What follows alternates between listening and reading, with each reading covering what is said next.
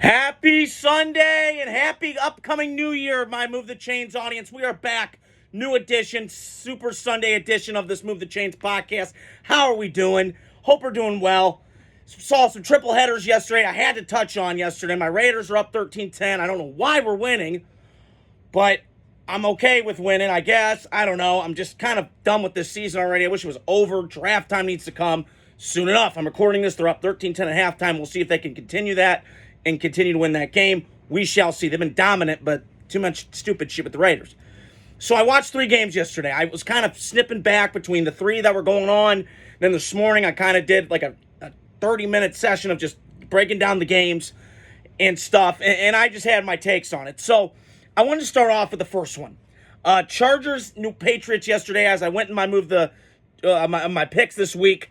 That was one of my favorites in terms of the matchups, in terms of intrigue. Drake May, Justin Herbert, 2 quarterbacks coming both out that had some physical tools, but were raw a little bit and some question marks. So yesterday I watched the Chargers team that just dismantled this New England team. They are bad. I mean, this is bad news Bears times 5, okay? And I was thinking about this morning when I was at the gym and I was getting on here, is that I just, to me, when I watch the Chargers, I'm so happy for Justin Herbert. He finally got his coach. He finally got somebody that could believe in him and get this train on the tracks. Because I've known this for years. He's got talent. I've said before, I think he's Matt Stafford of the AFC. All these numbers, Chargers are kind of weird in terms of organizationally, not in terms of Detroit, how bad they were under Matt Millen, but just kind of that like slipping the banana peel kind of vibe. So then I started thinking, okay, well, what else do we got? So then they get Jim Harbaugh. They get it right. They get the coach right. This is what happens in this league. You get the coach quarterback right, superstar, now rocket ship goes, depending on what happens. But I'm watching this, and this defense is flying around, the same defense that had the same players last year that we don't know about. And now look at them. They're playoffs a year later. Imagine that. Oh, imagine that. You get the coach right, everything else follows, and you get the quarterback right. So they got both those components. Now, how far will this team go? I'm not sure. I know they're in the playoffs to get the 6th seed. Denver got the 7th, even though they lost last night. I'll get to them in a second. But now there's some momentum going with the Chargers going into the playoffs. Derwin James, stud. I've loved him ever since he came out of Florida State. I've been on the record. He's just one of the best safeties in football. He's elite at his job. They move him around so much. He's got 5.5 sacks on the year. He's very a Rodney Harrison kind of type player in terms of, he could probably end his career with 30 interceptions or 20. I think it was 30 interceptions, 30 sacks for a safety, which is rare. Rondé Barber's the only one I think for Tampa Bay that's in the Hall of Fame. Gold jacket that's gotten that eclipse. So I feel like he's on that trajectory and that arc to do that. But this team is just completely selfless. They don't care about the status. They are a tough football team. The only time I've seen the Chargers get absolutely mollywopped and curb stomped was the Tampa Bay game, which no fault of their own. Tampa Bay's really a football team. They're keeping it close with Carolina right now. So I'm not mad with the Chargers. Listen, I hope the Raiders can get this ship right because now I'm looking at it going, you got an uphill battle. Herbert, this is the worst team Herbert's going to have. Now you get some momentum going into the offseason. We'll see how far they go in the playoffs. We don't know matchups and all that in particular. We shall see what happens, who they play in the playoffs. But I'm just amazed. And Chargers, hats off to them. This organization deserves it. They had the balls to go get a big-time coach. After all these years of retreads and Norv Turners and those kind of coaches, they finally got it grown up, and they finally got some momentum going. So that was on my Chargers take. The Patriot take, I just got to say this. This is a bad football team. I pull for Drake May. I'm rooting for him. I did have this concern when he came out of college, went to the Patriots. He's going to have some struggles, and it's a shit show there. Okay, you got the son and the owner going at it. It's weird. And then you got, Gerard Mayo. I don't know if he's it or not. It kind of reminds me of Antonio Pierce. Like, he was a player, toughness, great, all that stuff. But I don't know if he may be in over his head as head coach, which happens. I get it. Trying to replace Bill Belichick. It is what it is. They just don't have a lot of pieces right now for Drake May to work with. Now, Drake May can move. He's accurate. He's athletic. All that stuff. Hard-working kid, all this. No baggage off the field. You're encouraged by him if you're a Patriots fan. But you got to look at this organization as a whole and go, we got to figure out where to get talent because they're not getting it. I mean, they can't find anybody. And, listen, I think they have pieces in place in New England. I like their tight end. I like their running back. But the cupboard's pretty bare, man. You better go out and go get some pieces in the offseason. Maybe go get a T. Higgins. Maybe go get somebody that can make a difference. Get some juice on offense to make Drake May work. Because this is your future right now. You got to make this thing work with Drake May. Because I don't know if you'll get another shot at getting another quarterback like this. He's shown me promise. He kept it up with Josh Allen last week in Buffalo. Scored 21 points, which is rare for the Patriots because they've been struggling all year with getting points. I don't know what the game plan was. But I feel like there's some momentum going with New England into the offseason. And that was just embarrassing yesterday for the Patriots. For a franchise that's just fallen on hard times lately, I get it. They had the Brady run, then Belichick. And then Belichick kind of near the end was just Belichick got in his own fucking way. And so now you're kind of back at the drawing board. And I'm curious what's going to happen in the draft, but keep your eyes out in New England. I don't know if they'll trade back or not. I'm not sure. But I think that, I think that they can get this thing right. And I just think New England's going to be fine. I think they got to get some more pieces on offense, get this thing right, get the offensive line right, get the offensive skill players right, and get some run game and help Drake May out. So that's my takeaway for both those games. Chargers playoffs, just to recap, and then I've got New England. They're making some help, but they need to get Drake May help. They need to. That's the offseason plan, okay? The second game I want to get to was Broncos, Bengals. My brother and my dad are there. They're on their way home right now. It's such a gut wrench for Denver, but positive side of it, you're in the playoffs, you're in the 7th seed, keep it up. You got to try and win more games, so get some better, knock the Bengals and all those teams out. But I will say this about the Broncos. They found their guy in Bo Nix. I think they have. I think they found their, I had some toothpaste on my shirt here. I think they found their guy in Bo Nix. Can he be a long-term Super Bowl winning quarterback? Who knows? But I will say this, if you get to the playoffs next couple years with Bo Nix, you're in good shape. And then you can get this roster. Once you're out of this Russell Wilson cap hell, you can be able to get this roster going. Because I think this is the worst one that he's had. They've got weapons. They got Sean Payton as a good offensive coach. Maybe a prick sometimes to me, but it is what it is. I don't want to get all in my feels here. But I think there's something going in Denver. And it's just hard to stop Joe Burrow when he's cooking like they were yesterday. And I'll get to the Bengals in a second. I think the Broncos are in good shape. Their future looks bright. So keep your head up if you're a Bronco fan. I know it's hard this morning when you lost.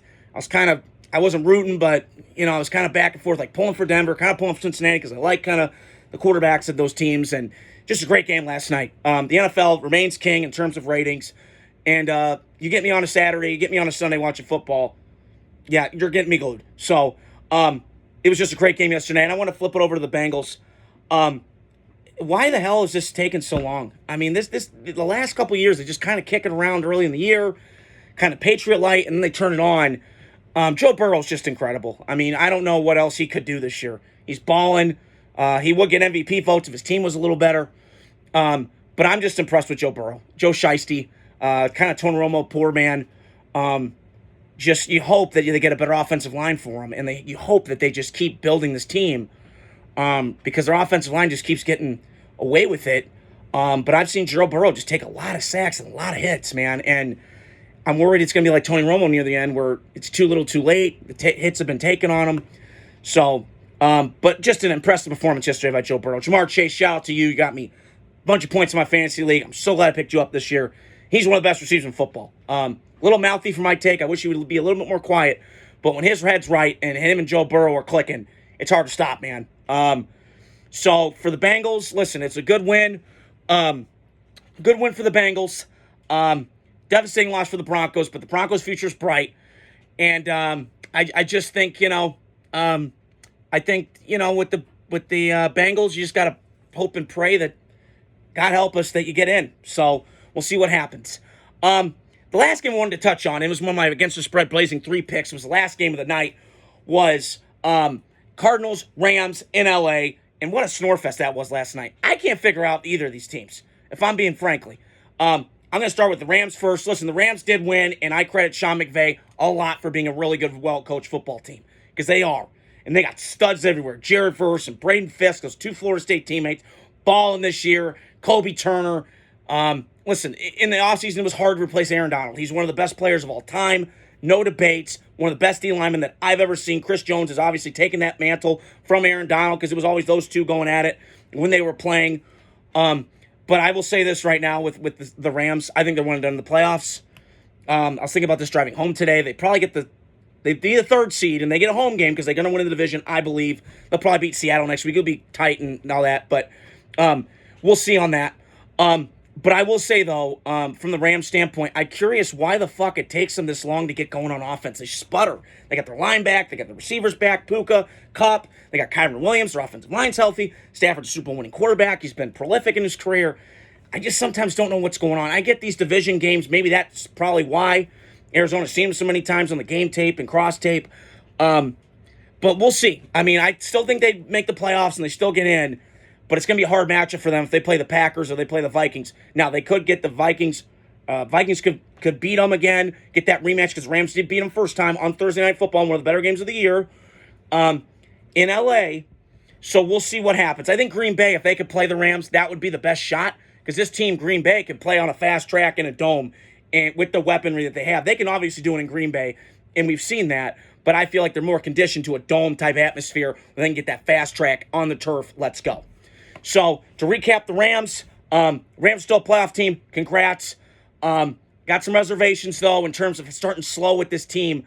But we'll see. We shall see what happens. And I want to flip over to Arizona. Why are we so sold on Kyler Murray? Can we just be done? I'm out, man. I've been done for a while. This guy is not it. I talked to my cousin Phil Sexton last weekend. You lost to Carolina when you shouldn't have lost to Carolina. That's on you. And Kyler does some dumb shit, man. He's been playing like shit for the last, I feel like, couple of weeks. Thrown 9 picks, it feels like. And he just sucks. And he's mini. And I've heard this from scouts and I've heard this from personnel people. You get him moving like this instead of that beep beep shit, game over, you win. And I'm telling you, man, he's Mayor of Munchkinland. And his body language, his attitude sucks. I'm so sick of that shit. And, you know, the Dan Patrick interview still makes me mad to this day. I hate being petty because we're guys we're not supposed to be, but God, it just drives me nuts. Got very Jay Cutler vibes. And I just don't know. You're wasting this time because you've had him for 6 years. They've missed the playoffs 5. Some of that is his fault. Is his fault? I don't know. But he's been hurt a couple times. You know, when he comes back, he's a great player, but he's just an enigma to me. I scratch my head like, why is this not consistent enough? But when you get this as a quarterback and you're Moody's all the time, like Cam Newton when he was in Carolina, this is what you get. Inconsistencies and all that, because I still don't know why the hell they're not getting Marvin Harrison the ball. I know he's had a decent rookie year, 7 touchdowns, almost close to 1,000 yards. He's been productive, but you got to get him the ball. Get him the ball. Feed him. I'm not saying like pick and stick kind, but you got to feed your beast, man. The Raiders do it with Brock Bowers. The Bengals do it with Jamar Chase. You got to feed these guys. So I just don't know. Arizona's got some question marks to me. Because this team right now, offensively, has got some players I like. I love James Conner. He's a badass at running back. Beat cancer. Thank you. You got Marvin Harrison I just mentioned. You got that Dooch kid. Trey McBride's a stud. Looks like George Kittle light. You got pieces on offense. Your offensive line's okay. Not great. You can always improve in that. No question. So I just feel like, and I thought Monty Ossenfort, the general manager of the Cardinals, has done a nice job building this team. They had some, Steve Keim did a great job with Arizona. When they had Bruce Arians, they were competitive. But, they ran some rough times with Cliff, and they did okay. But I think they found their coach in Jonathan Gannon. Their defense is kind of leaky, though. It was better yesterday again than it was against Carolina. But quite interesting times out in Scottsdale in Phoenix, Arizona for the Cardinals. So to recap that game, Cardinals, question marks on the at the quarterback position and some other stuff. And then the Rams, good job, playoffs.